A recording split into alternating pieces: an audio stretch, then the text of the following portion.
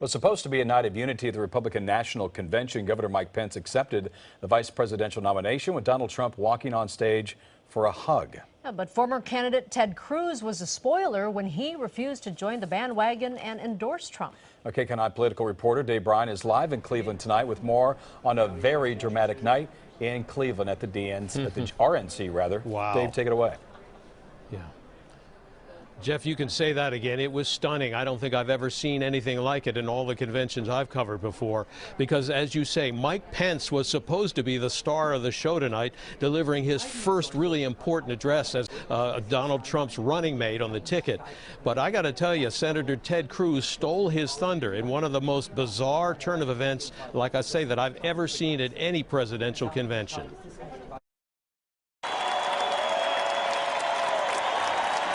He received the loudest, most enthusiastic ovation of the entire Republican convention to that point. The crowd roaring their admiration, thinking he was surely here to endorse the Republican presidential candidate, Donald Trump.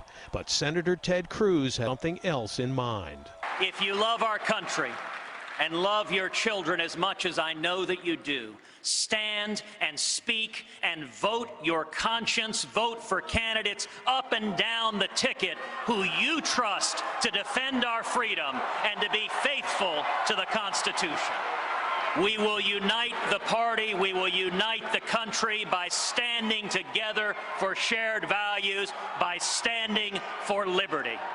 God bless each and every one of you, and God bless the United States of America.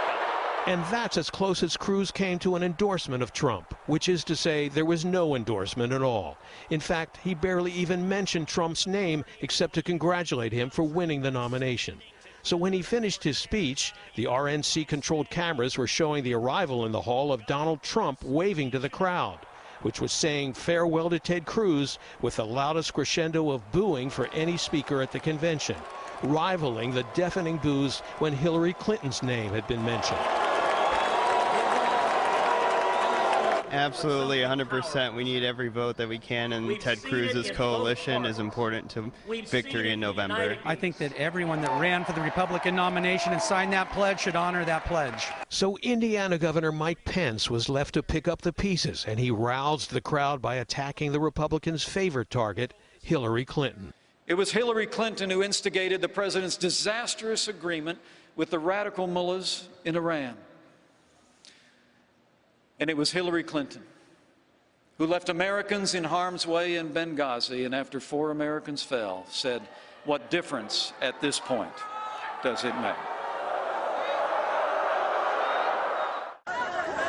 Pro and anti-Trump demonstrators clashed outside the entrance to the Republican National Convention arena in Cleveland after, one witness said, someone tried to set a flag on fire. It appeared that at least one protester had been wrestled to the ground.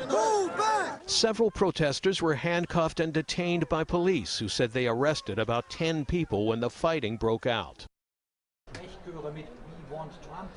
And there were new developments today in the episode about the speech that Donald Trump's wife gave on Monday night. Melania Trump, this was the speech where some people charged there was plagiarism, that she had used some of the same phrases and some of the same terminology as Michelle Obama had used in the 2008 convention.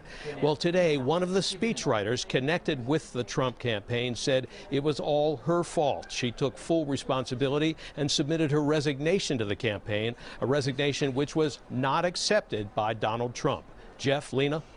Dave, let's go back to what Ted Cruz did. Can you describe the magnitude of his actions, and what do you expect the ramifications to be? Wow. Like I said, you know, Lena, it was stunning because in so many ways, okay, number one is it certainly sort of tore away the veneer that this is a united party. Perhaps more than anything else, that's what it did. I mean, here's the guy who was the second most popular candidate in the entire Republican primary season, and I would add someone whose supporters will be certainly needed by Donald Trump to win this election in November.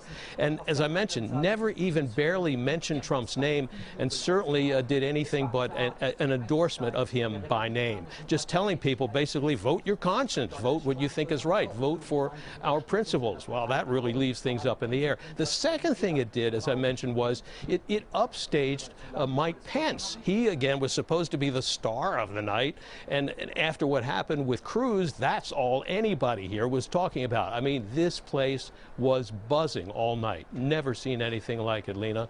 Jeff.